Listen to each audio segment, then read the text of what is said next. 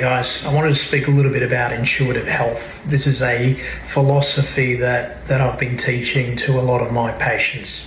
We seem to have a very protocol-driven, guideline-based modalities to administer or curate health in individuals. We believe one size fits all. But how about if what is being recommended simply doesn't feel right for you? Okay, and if I was to use myself as an example, a high carbohydrate based diet in the mornings does not set me up well for the day. So a diet rich in oats, grains, sugary cereals, bread, pasta, etc., refined carbohydrates, or even unrefined, does not set me up well for the day. I tend to do best with my body running on proteins and fats, in particular animal-based proteins and fats. I find eggs are great. I find coffees to be something that help me mentally, and I drink a brand of coffee called Brewy, which is a mushroom mix, organically grown mushrooms, the non-hallucinogenic variety, things like cordyceps, lion's mane, and many more, and I find that sets me up really well for the day. I also find that if I don't want my energy levels to swing over the course of the day following a workout, my lunch is generally, again, protein and fat based, eggs, meat, fish, etc.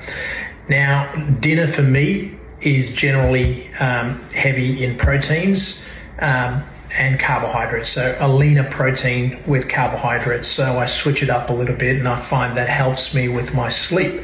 To me, that's how I function. I function really well on that schedule. Not saying that that's what you need to do or that's what works well for you, but I'm simply stating what works well for me. Now, that type of regimen is not found in any guidelines, really. It's something that I've had to work out for myself. I've listened to my body. I've become intuitive about the signs that my body gives me. If there is gut distress, I listen to that, and I basically ask myself the question, what is it that I've consumed that might have potentially done that?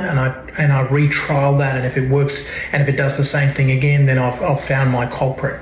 Now, there are a few things that are very healthy for you that a lot of people can't tolerate when they have things like leaky gut. So sometimes it's good to heal the gut before you start expanding your diet. If one had a crook knee or a crook hip, you wouldn't continue to keep running or exercising on that joint, would you? You'd give it a rest.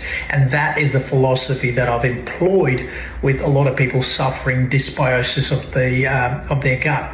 Dysbiosis is an upset to the microbiome, or an alteration to the microbiome balance, which primarily occurs in the hindgut, in the colon. It's called small intestinal bacterial overgrowth, which is somewhat of a mistake to call it that, because the microbiome is richest in the colon. So dysbiosis to me begins in the large intestines and then it has upward effects into the small bowel, leading to leaky gut and various other conditions like that. So the take-home message from this is, I think, start paying attention to the signs that your body gives you. What do you feel most ideal on? Listen to your own body. Listen to your own senses rather than eating through the senses. There are people that will keep retrialing the same food, knowing very well it gives them distress, simply because it's been deemed to be healthy by legacy media. So that to me is the definition of madness, right? Einstein, I think, was the one who quoted this, is repeating the same thing, expecting different results. If people became more intuitive about the way they consumed information, food, water, drink, etc., interpersonal relationships, I think the medical industry would diminish a lot in terms of the workload that we've got. At the moment, we're drowning in work, and that I think speaks to a broken environment.